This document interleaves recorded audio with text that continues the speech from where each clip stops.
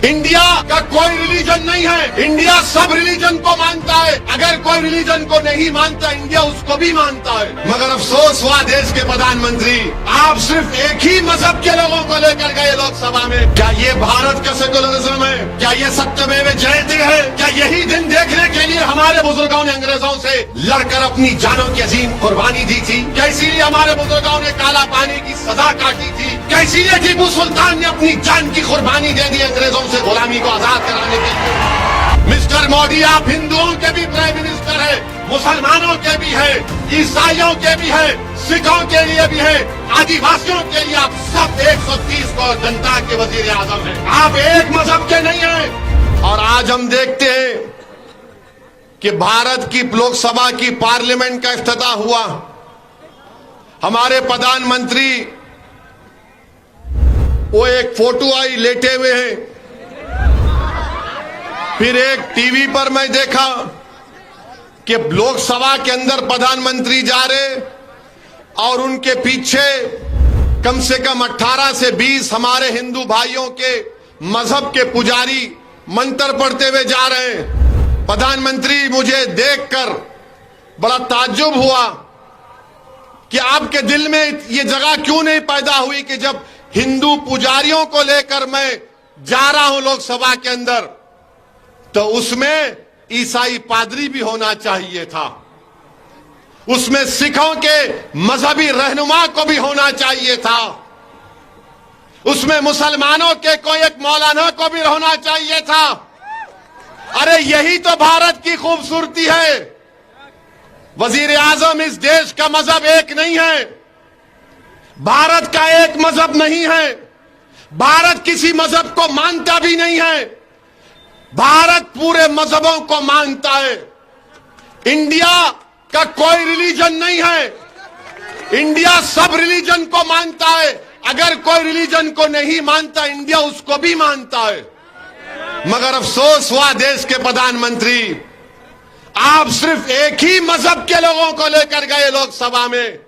काश आपका दिल बड़ा होता तो उसमें ईसाई, सिख, मुसलमान और जैन लोग भी अंदर होते, बाहर हुआ।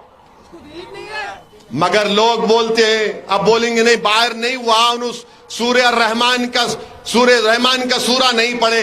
अरे भाई, अंदर भी पढ़ना था, अंदर भी पढ़ना था। यासीन वल कुरानिल हकीम, यह भी पढ़ना था अंदर।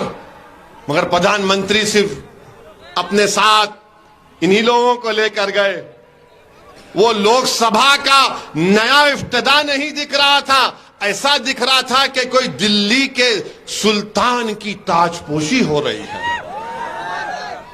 अफसोस हुआ, पार्लियामेंट की जरूरत है, पार्लियामेंट बनना चाहिए।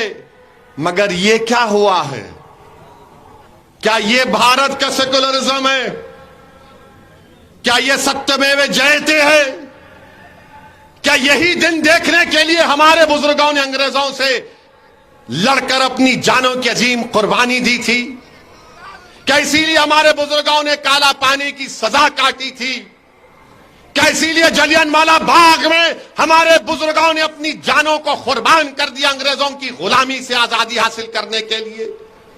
क्या इसीलिए बहादुर शाह जफर के सामने उनके बेटों की कटे हुए सर को लाकर पेश किया गया था?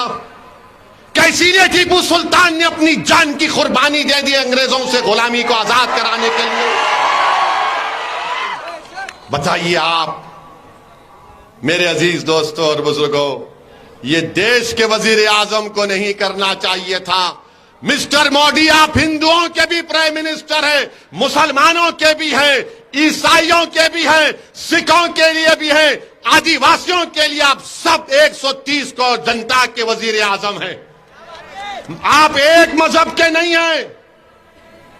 तो लोग अब कल से बोलेंगे वैसी तेरा मजहब कौन सा है?